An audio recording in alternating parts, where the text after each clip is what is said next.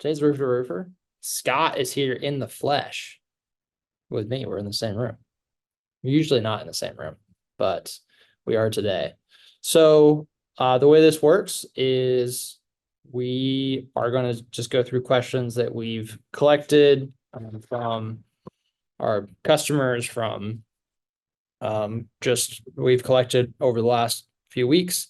So we'll just go through those unless you guys in the audience have your own questions, in which case, please put those into the Q&A section and we will address those. So we got the chat, we got the Q&A, but the Q&A is the preferred method. So just put your questions into the Q&A and we will address them. But we're going to go ahead and get started with a different question.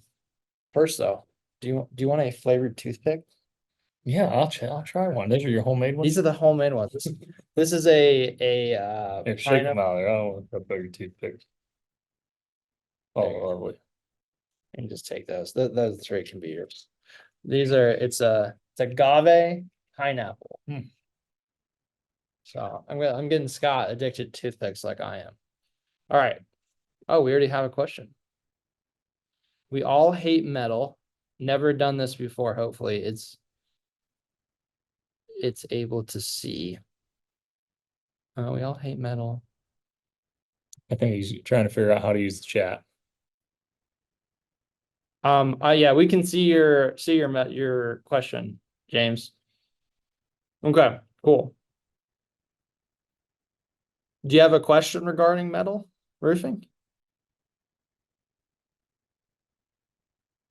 Put that into the chat. We'll address another, well, I'll give you a second if you want to put a different question in.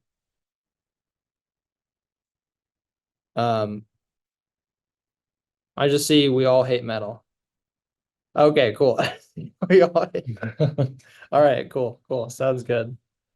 I'm guessing you're referring to metal roofing, but we'll see. All right. Let's jump into question number 1. Question number 1. How does weather affect roofing schedules and how can you mitigate weather delays? Yeah, I mean, it's the number one, factor in keeping or not keeping a schedule in roofing and all exterior, business. It's literally a weather dependent, business that we all run.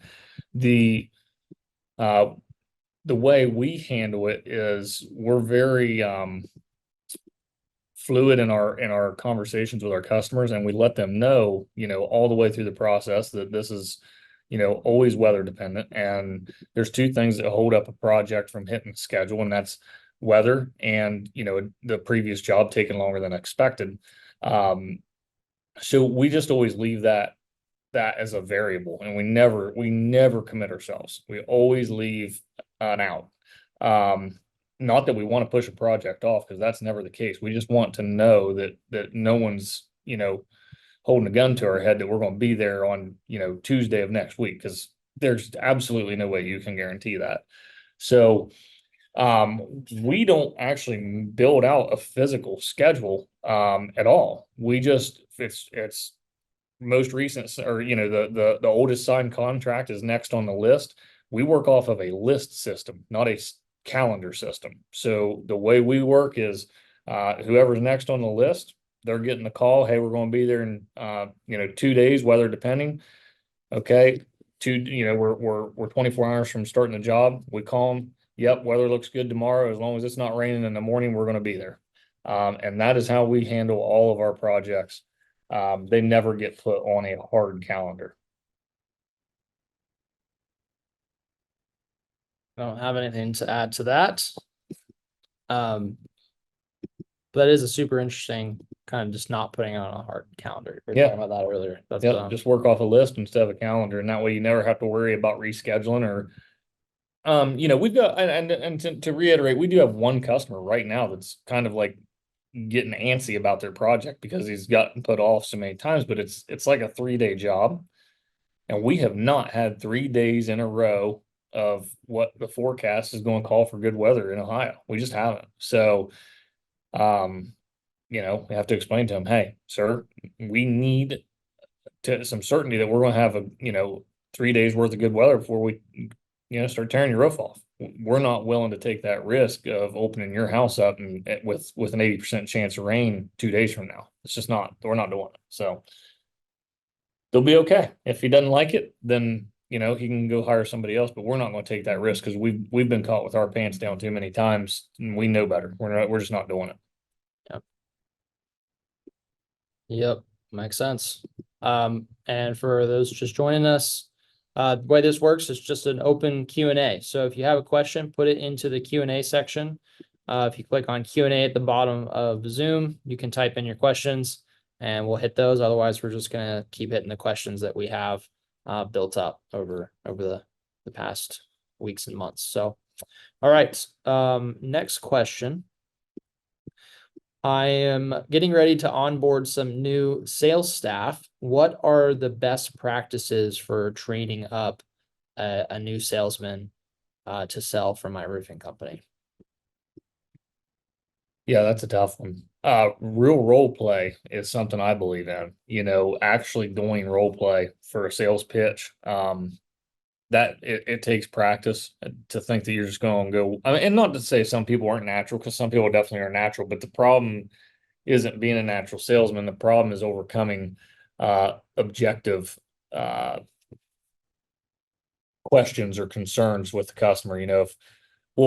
Why should I choose shingles instead of metal? Well, that's not something that's a natural answer. You have to be trained on, what to say in that. And role play is where you'll get that experience and, working with another salesman that's, a seasoned sales rep or a manager or what have you. We put our sales guys, so our most recent, because we have two very seasoned sales reps on our team. We've onboarded 2 new ones in the past year. It's a round robin. So the new sales rep has to go work with all the seasoned reps, and that's how they get their reps in. They're out there, visually watching, kind of experiencing the pitch.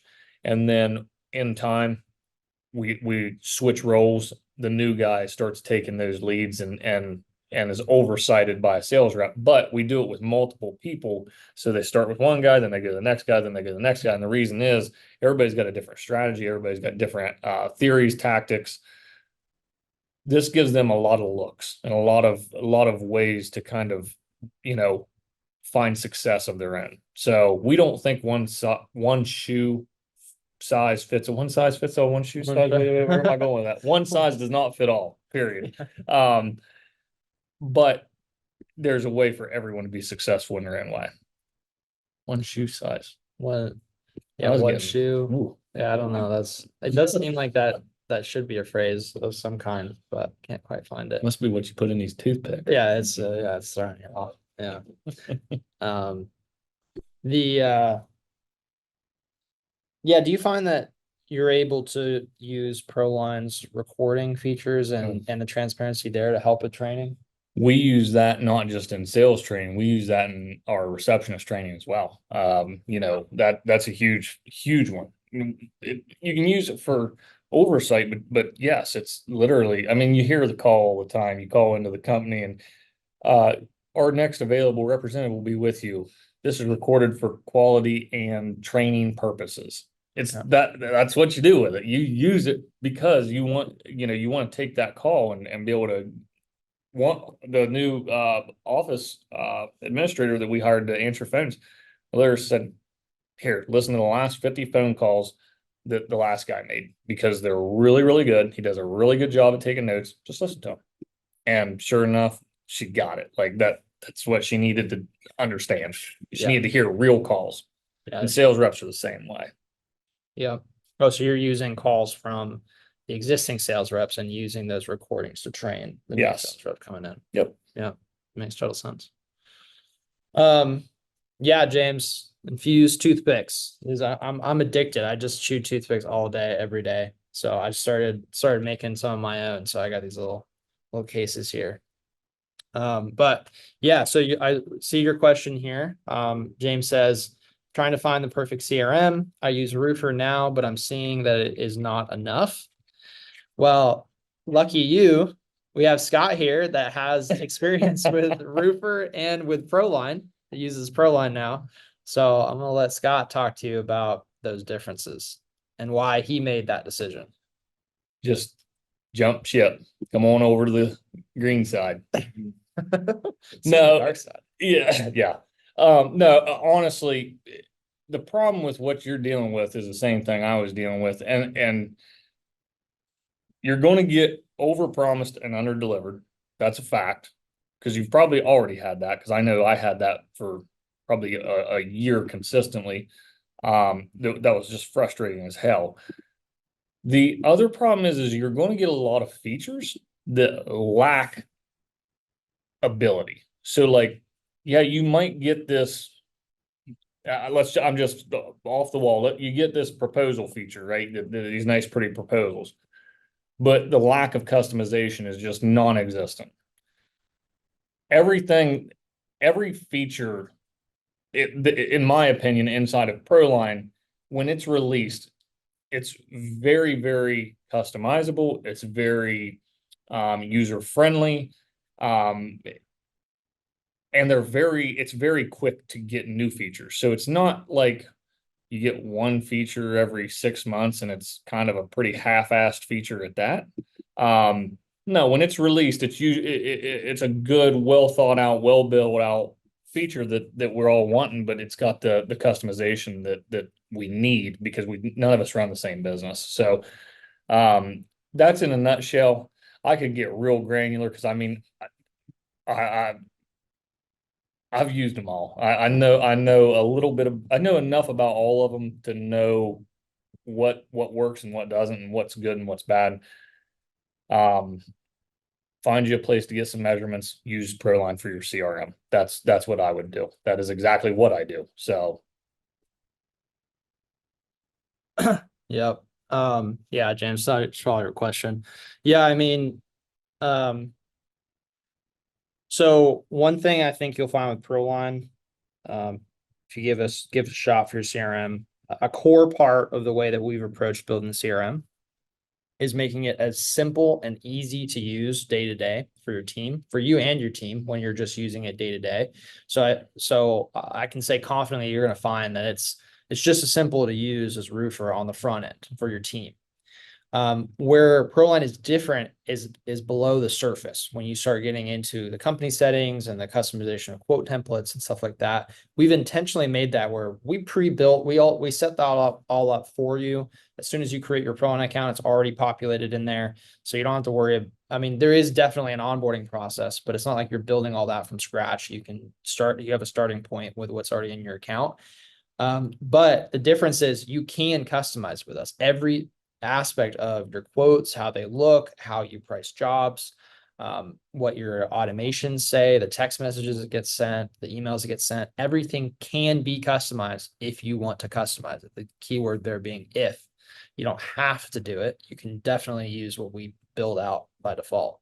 But I think that's a huge, we were talking about today, definitely the biggest thing that sets us apart is the communication, the automated communication. But the second thing after that is probably that difference between the simplicity of using ProLine day to day and the power of the customization at the back end for admins. and that, James, that's the piece that you're probably unaware of that you don't have is the communication tool. And just to give you the quick overview, because it's worth noting, is if you're carrying two cell phones, ProLine will eliminate one of those phones. One of those phone. What's going on here? Why are we getting balloons? I have no idea. It's been doing this in our Zoom for a minute. So you'll get. Oh yeah. Oh, I think you got to do this or something. Yeah. So you can narrow that down to one phone because ProLine's app is a calling app. So it's just like, it's like a WhatsApp type feature where you can call and receive calls from that app. You do it, and that's what you do. It's a phone number. It's a real phone number. So. But all the automations, the sales follow-up, the lead, speed to lead, any of the automations that you're running, review follow, getting the reviews on Google, those all come from your ProLine number, not some generic number that you've got one number that sends for 10 sales guys because they're automated. That's not how it works. It sends from your number. So it literally our response rate on automation is just as high as if it's a real text. So it's like, well, we're gonna automate the hell out of it because we still get responses. It's not like all these, you know, places you sign up for one time and you get these like bullshit text messages from them that don't mean anything, and that they're spam. This doesn't look like spam because it's coming from your number. It's that's the piece you're not seeing anywhere else, that for sure. And to answer the last piece of your question there, the quotes from ProLine are, in my opinion, the best ones. And I don't know if I'm allowed to name off. I've used all of them. I've used all of them. All of them that you've used or thought about using, I've used. Yeah. ProLines are the best. And I would keep Company Cam. Company Cam is the one software, in my opinion, and I know I don't think there's any affiliation, there's no perks for us saying this, but if the two softwares you want to keep would be Company Cam and ProLine. Those are the two that will really, really run your business. Yep. Cool. So, concrete curb design and landscape. I think is a question here, but that it looks like, that may be a question about ProLine. Not sure if you're a ProLine user. If you are, please report that to our support and they'll dig into it. I have seen that before. It could just be an issue with how your account's configured. But please do reach out to support and they can dig into that with you. This is a question about something with calling. All right. Okay. James, most CRMs lack the call and texting features. That's our bread and butter. That's a huge thing. It sets us apart, is having those features built in, where like Scott's talking about, all the calls and texts get automatically tracked in the CRM, and all the automations go from those same numbers. Let's be realistic too. It's the one thing that's going to add value to your business as far as monetary value, because you're going to get more sales because the sales follow up. It's automated, it's real, it's happening every time.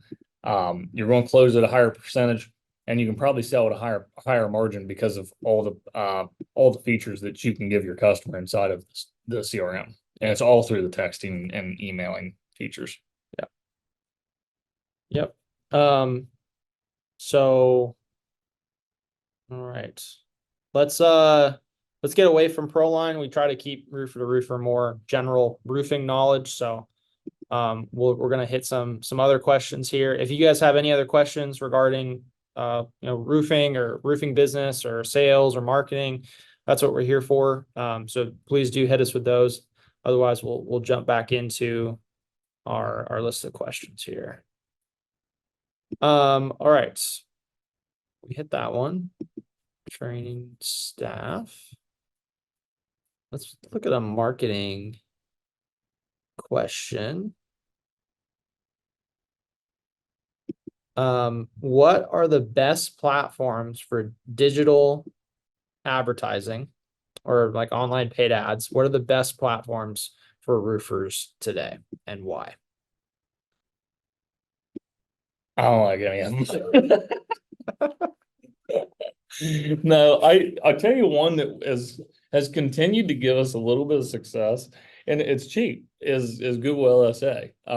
The success, I will say, is not high like it used to be. It used to be that was like a printing money. I mean, we could literally we were printing leads. I mean, as fast as we want them, just keep up in your budget. As many leads you want, they keep coming, and they were like $15 to $20 a piece, and it was a no-brainer. But now we're paying $50 a lead, which still isn't bad because they're qualified leads. They're looking for a re-roof, but we're only seeing like 4 or 5 a week, so it's not super significant.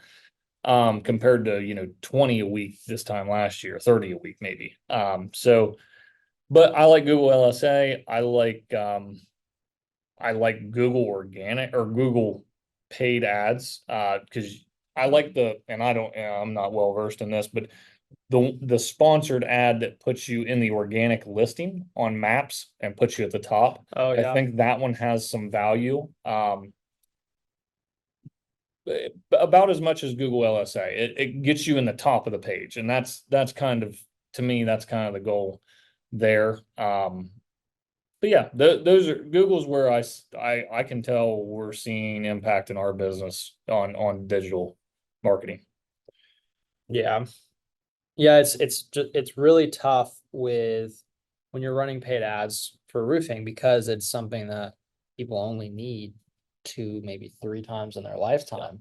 It's like you're taking a stab in the dark on, like, when you go on like Facebook or something. Not that Facebook ads can't work, because some people do have success with it, but you're taking a stab in the dark and you're trying to look for those people at those very specific points in their life, versus with Google, if you're hitting if you're targeting ads based on the search, at least you know that there's some interest there. Right. And then of course you pay for that interest. Like those ads are a lot more expensive, but there's something to be said for that. But I think the direction that I've I've leaned with paid ads, and what I've heard, positive feedback is like, you it's almost more of a branding play. It's like it's another way to get your name and your brand out in your community. And so if you can use some paid ad dollars to amplify a piece of content that you create, rather than it being just like a image that says get a free inspection, like, it's going to be a long shot to actually have that convert into roofing sales. But if you push out a video that's more a branding video about your business and how you're a member of the community, and you are setting the amount that you're paying much lower, I think you can see a little bit more over time and from a branding perspective, because people over time will be like, yeah, I always see your ads on Facebook. Because if you're going for reach and not conversions, those ads are way cheaper. There's way less competition for them, so you can get your ad in front of a lot of people very cheaply. And then it's another way. It shouldn't be used in isolation, but if you can use it as another way to maybe supplement sponsoring the Little League, sponsoring the charity events, having wraps on your truck, having the signs. If it's one more way on top of organic content, if you're doing all of it, it's one more way to amplify your brand. And then when someone does need a roof, if you're the one that's in your market that everyone knows, like, they're the roofing company, then they will likely come to you. I don't know. That's a slightly I have an educated opinion, but I haven't actually employed that. I think that you're spot on. And to go a step further, I think that's why the play to me is organic, and to build that organic following. Whether that's doing, and don't, burn me on the cross here, because I know you're not supposed to, but doing like giveaways or different things through social, get that organic following up, because then you don't even have to pay for the branding ads. You get 5,000 Facebook followers in your community, and you're getting 15, 20 shares on every organic post that you're making. You're probably wasting your money paying for branding ads, because you're so prevalent in your community already, just organically for free. So I mean, that's what I'm working on, me and Jonah, that we're working on that right now. So we've already got a great social media following. We want to just double down on that.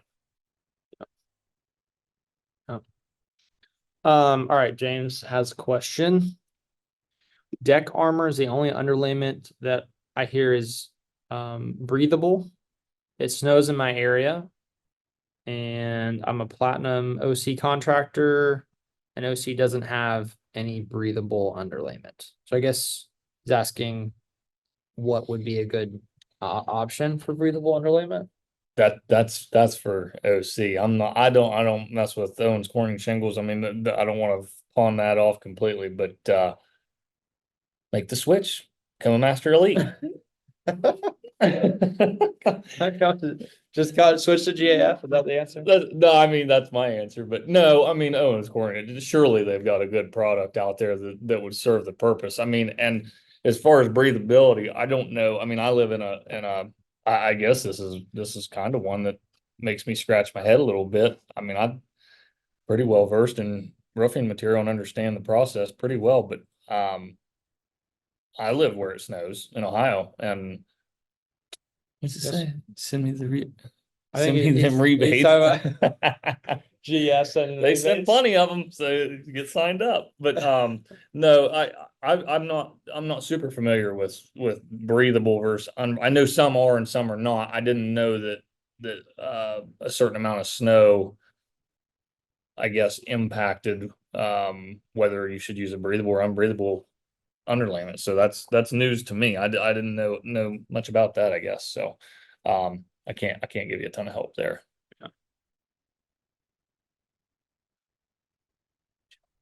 Yeah, John Broche. MHI. Yeah, I know who that. I know John. I don't know him. I know who he is. And I definitely know who MHI is. They're the biggest, probably the biggest contractor in the Pittsburgh market. So yeah, he used to run a business that I'm very familiar with. That is right in my neighborhood. I guess he's James, you'll have to reach out and explain it to me sometime. I'd definitely be interested in talking to you.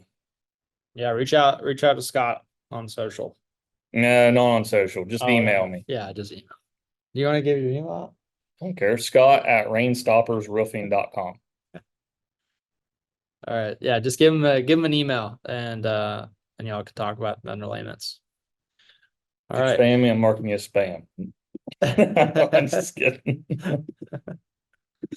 Okay. All right. Let's hit the next question here.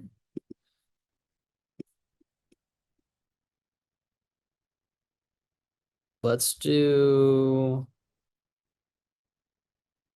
how well we kind of just went over scheduling subcontractors. I think that one's pretty much covered. Do you guys have permit applications? Do you guys have to do? You Yeah. said you do have Mhm. permits, yeah. Yeah. So, this question is, what is the best way to handle permit applications to ensure compliance with local building codes? I mean, yeah. You go pull a permit. I mean, there's not a lot to it, basically. I think where we live is a little bit of the Wild West, so it's kind of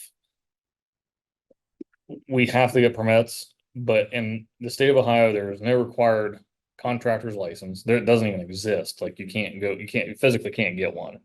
Not for what we do, not residential roofing. I don't even think there is for commercial roofing, but permits are only inside city limits unless it's commercial, and if it's commercial, then it's county regulated.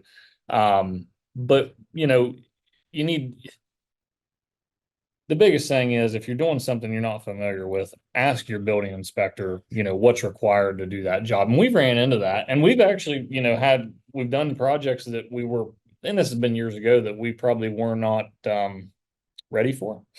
We're taking a risk, taking a chance and doing something we probably, just weren't equipped to do just yet. And when we did, we screwed up, and the inspector, caught it luckily, and we fixed it and made it right. But yeah, I mean, permit process is pretty easy.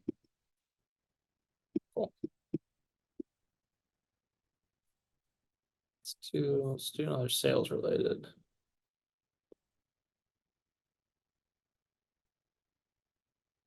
All right. How do you approach communicating to the customer about change orders? Mhm. What's that process like for you guys? What do you recommend? It's right in the quote. There is no change orders. We don't do change orders. Literally, like we have every option that I can think of that would come up in a roof project. The only way we get a change order is if the customer asked us to do something additionally while we're there. I don't really consider that a change order. I would consider that an additional work order or additional quote. Yeah. You know, change order to me is something that comes up in the duration of the job that has to be done to complete the job at an additional cost, right? So for us, as roofers and very, very niche in roofing, we got sheeting that can need to be replaced. We've got rafter repair or replacement. We have extra layers of tear off, and then potential damage to the inside by possibly, something going through the ceiling. I mean, that if it hadn't happened to you, it's going to. So, right in our quote, it's black and white. It's $70 a sheet for plywood, $35 per extra square tear off, whatever. It's literally right in there. And in our contract, the way the contracts wrote, we have it stated in there that we document these items, but we're not required for a change order to bill you for those. That's not how this works. We have to get that roof back on, period. Like, that's not an option. If we got to resheet your whole house, I hate that for you. It's just part of it. Sometimes if you would have maybe done this 3 years sooner, you wouldn't have this problem. But it is what it is. And we have to put the roof back on. And unfortunately, someone's got to pay that bill. There's times we run into situations where we've had to resheet a whole roof. We don't have to charge $70 a sheet, especially if we're doing 50 to 100 sheets of plywood. Then no, it doesn't make sense to do a full resheet. Or to charge $70 a sheet. This is a full resheet. We may even cut that in half, to take care of the customer, because that's not what our cost is on it. Our cost is that high on it when it's 2 or 3 sheets, because it's just kind of a pain in the butt. But yeah, there's no change orders with us. It's black and white. Makes sense. James asked if he can message you on Facebook. You can try. I don't get on it though. Just drop your cell phone number in the text, and I'll shoot you a text. Well, Or not in the will be text. public. It will be Yeah, public. never mind. I think pretty sure the Q&A is public, but I mean, you might be able to private message in this area. I think the best way to get in touch with Scott is going to be an email, though. You can send me something on Facebook. I may try to check it later. Oh, there we go. He doesn't care. All right, I'll text you. All right. Yeah.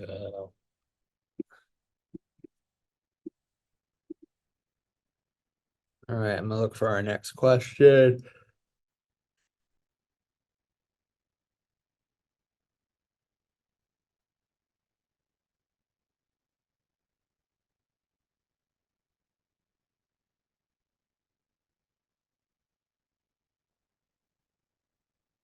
Here's a question. Should I get my sales reps work cell phones? No, get ProLine. I mean, it's a funny story. Actually, the money I brought some cash with me down here to Atlanta. You want to know, it's all from trading in my cell phones at the Walmart kiosk. Nice. Yeah, I've been riding around my truck literally for like a year. 7 iPhones. Oh yeah, I've been in the center console of my truck for like a year. Yeah. And I took them last week to the Walmart kiosk, and I got like $1,800 or something like that in cash for those phones, because it doesn't make sense. And the guys hate carrying 2 phones. Like, it's such a pain in the ass. Like, who wants to have 2 cell phones everywhere you go? Yeah. Because you don't want to give like all your friends and your family your work phone number, because you want to leave that thing in the truck or turn it off in the evening or whatever, that's the point. So, if you got ProLine, you put your second phone number on your personal phone, and just, shut the app down when you don't want to, receive calls or hear it go off. It's super simple and saves the company money, saves the sales rep a bunch of headache. Yep. Where was that question? Oh, I already moved. All right. How do I negotiate for the best price for materials from my supplier? Go to every supplier. And we do it every year. And we're very loyal to ABC. We're very loyal to them, but we hold them accountable. We make sure that we're getting the right deal, and we go, to Willoughby, which is I believe an SRS company, and Beacon, and we'll even go to Home Depot and get prices from there. Now we do know that there's disadvantages from buying from a box store. So we take that into a major factor when we buy from ABC. With the volume that we do, our sales rep is essentially a part-time employee, because he literally run us material or help us with quotes, or do all these things that a box store salesperson's just flat out not going to do. So, and yeah, James, the more you sell, the more leverage you got, and the more you sell, the more rebates you've got. So, I know I've worked with one guy individually, that we got him getting, I think, 2% on everything he spends at ABC. So, could be. I get you. Shut his door. It could be, even if you're selling, $500,000, which is significant. If you're selling $500,000, you're doing some real business. But if you're getting 2%, what is that, 10 grand rebates? 2% of how much? $500,000. Of 500,000, 2%? Yeah.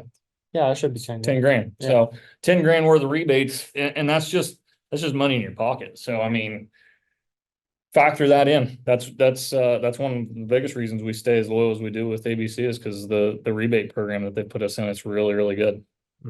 Yeah. James says sell more. That is true. Yep. That's a big one. You gotta have business to leverage in order to leverage it. That's right. Yeah.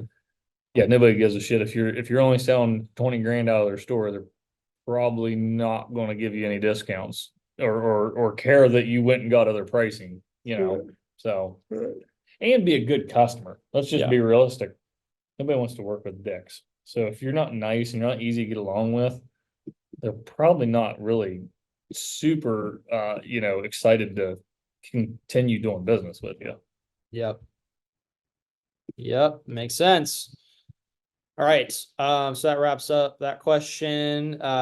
For the new people joining us, if you have any questions, put it in the Q&A area. There's a button for Q&A at the bottom of Zoom, so you can hit that. And we're just going to move on to our next question over here. But if you guys have any questions, put it in the Q&A section and we'll hit that next. Okay. I think we probably have time for like 2 or 3 more questions. Let's do.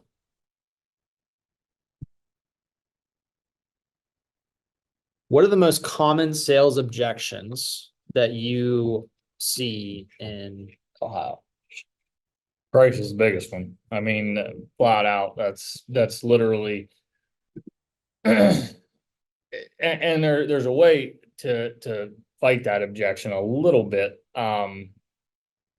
I think you have to be very good at explaining to these customers that it's not coming down. And if that's carrying around a sheet showing the last 10 years of data on shingle prices, it's not hard to understand that it's not coming back. Like, it's never went down. So why would it go down now? It's, I know a lot of people think that, well, if I hold out, then maybe prices will get better, or blah, blah, blah. And yeah, I think interest rates could get better, which is a factor, but I can tell you, shingle prices aren't coming down. So, you've got to fight that objection, because it's not realistic. The only way they can make that realistic is by getting multiple quotes and finding somebody that can do it cheaper. But then it's the battle of, am I a good enough salesman to prove that my company and the value I bring to this project is worth paying a little bit more. So, yeah, makes sense. Any other ones that you guys got besides? Honestly, I feel like our business is very, very efficient.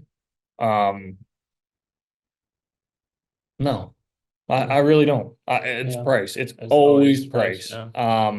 Not to say we don't get the one-off customer that doesn't like our salesman or just, you know what I mean? Like Yeah. just those situations. But I mean, the jobs we lose, I would look at all the feedback texts and things and it's always price. So Yeah. Yeah. Sense. All right, KG, this might be Keith Govan. I'm not sure, but it's KG in here. Do you factor financing into every bid? I'm assuming financing fees is what this is referring to. Do you factor financing fees into every quote that you send? so when we financing in ProLine, it accounts for 3.2% automatically, and then we offer that cash discount of 3.2%. So You're using the cash discount feature. we're using the in cash quote? discount feature. So your subtotal is inflated 3.2%. If you're going to pay cash or check, it's deflated 3.2%. Yeah. So we charge 3.2% if you're financing. So like You remove that discount. it actually, one of the financing companies we use is 3.2%, I think. It's 3 point something, WiseTac. It's a great financing option. Yeah. For every single loan. A lot of these are, pay per use at different rates. The ones that we use we have them averaging at like 3.5%. And that way we expect that 3.2 is going to, it's going to cover credit cards and it's going to cover financing. And we should, at the end of the year, we should balance out somewhere around even. So we do offer in every quote though, as far as an option. Also, we show, I made a video you can check out on YouTube that I showed in our quotes where that's at. I'm not sure if it's posted. It might not be posted yet. It's It coming. would post soon though. But it basically one of the options we use that's a real common one, I think's 180 months, 999 interest rate. And we show that exact term on a quote. And then there's a little note there that says, for qualified purchasers, Yeah. Yep. Yeah, that's we have that all built out, how it's in ProLine. And we are making some more changes actually to that here soon, where you're gonna be able to have a little bit more control on a per quote level for financing. So but yeah, that makes sense. Makes sense. All right. James is talking about I think it's Beacon, Charleston, but then ABC in Morgantown. Yeah, you gotta go where it makes sense. Um, but yes, we have the financing and the cash discounting system that all is set up in ProLine. That's you can turn on, turn it off, but it's there if you want to use it. And looks like this is Keith. Keith says WiseTac. Yeah, WiseTac is one of the financing providers out there. There's quite a few out there, and I think they just all have different offerings. You got to figure out what makes the most sense for you. But I've heard of WiseTac. We've had conversations with them before. So it's a nice option. I think it's probably a better second look type option. Because the way it works is the customer puts in their information and WiseTac will make them a financing offer based on their credit. So it seems like a lot more people get approved with it. Now, they might get some really shitty rates. I'm not saying it's, the golden goose here, but it does seem like if you can't get them in your, typical loans through whether it be Upgrade or Enhancify or, Moment. if those, you can't get them approved, seems like WiseTac's another option and it's fair. I think it's 3.2% literally. So it's definitely not expensive on the dealer fees. And it makes that customer an offer and your fee doesn't change no matter what, in some of those places on that second look stuff, they'll jack the fee up because they're giving them a really poor credited person You're trying to give a them the loan, same deal. and they'll charge you a 10 or 12% dealer fee, and they don't tell you that until after they've made the transaction with the customer. Yep. Yep. That makes sense. So I've spoken with WiseTech before. We've evaluated them as a potential like financing partner for ProLine, like embedded financing. It's been on my list to kind of follow up with them and talk to them. But that was one of the things that impressed me about them was the kind of the streamline. It's like dealer fees the same every time, and then they handle it like through like if someone has bad credit, they're still going to mostly usually get them approved. They're just going to pass those increased costs down to them with a different rate. Yeah. Right. Yep. Which makes a lot more sense to me than jacking the dealer fee. Yeah. No, and that's the way it should be. Yeah. Like it's not the business credit, it's the homeowner's credit. Right. So they should be the ones getting the higher interest rates. So all right, we'll yeah, let's hit one more question. I think we might be able to do two questions. So if any of you guys have any more questions, feel free to put that in the chat.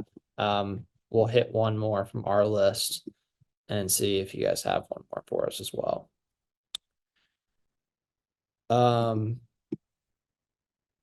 Here's an interesting one. Is there any advantage to including eco-friendly or environmentally friendly certification or practice into your quoting process, where you're saying like, I don't know where that would come from. I mean, does GAF have like things that they pass along where they're like, what this is really just asking is like, is there a way to incorporate sustainability and eco-friendly practices into our sales process to get more deals? That's how we used to sell metal.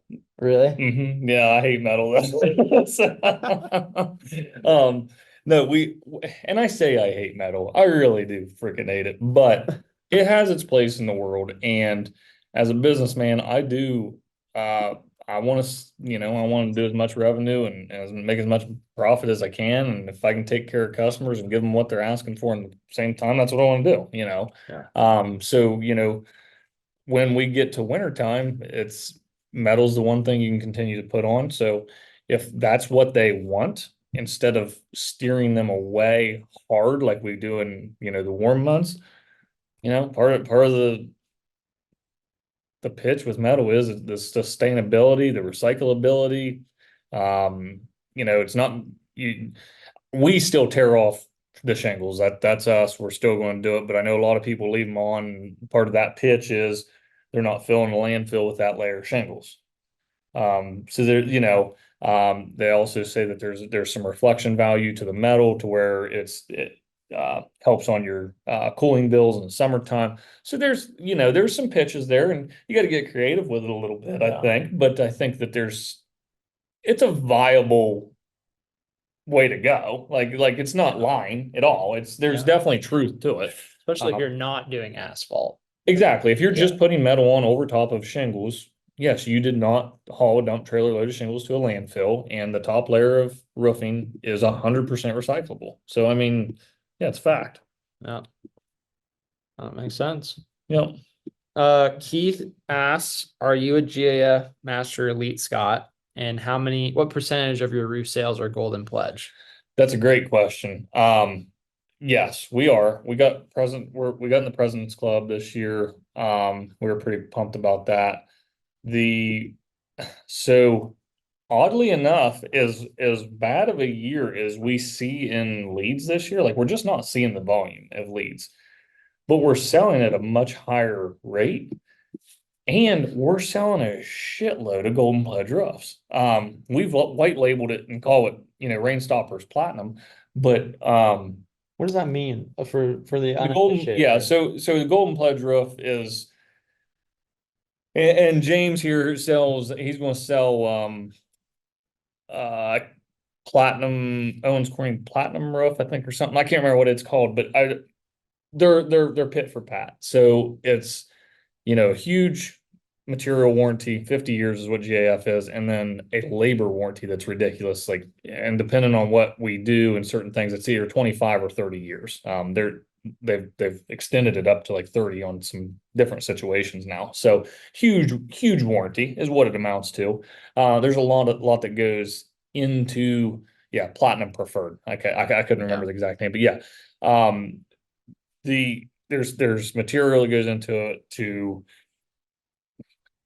you have to use all GAF matching accessories. I have to pay GAF an additional fee to file that warranty. It actually costs us money to file that warranty. But it's real. I mean, we have literally, we've got some contractors in the area that have went out of business, and we have went and filed claims with GAF. Like, physically, I have personally went and done warranty claims that GAF's called me to do, and they pay me to do them. So, but yeah, so this year we're selling a pretty high tech. 2 years ago, was it 2 years ago? I think it was 2 years ago. I didn't even offer anything but golden pledges, and we sold a bunch of them. But where things started, you could tell last year the shift was coming where things were tightening up a little bit. So we started offering a couple other systems, and this year again, we still offer those lesser warranted systems. But I can tell you, oddly enough, we are selling golden pledges at a higher tick than anything else. So I would say right now, probably 40% of our roofs are golden pledge roofs. And that's against metal, that's against system plus warranties, and that's against a non-warranted shingle roof. So the biggest percentage of our roofs are golden pledges, surprisingly.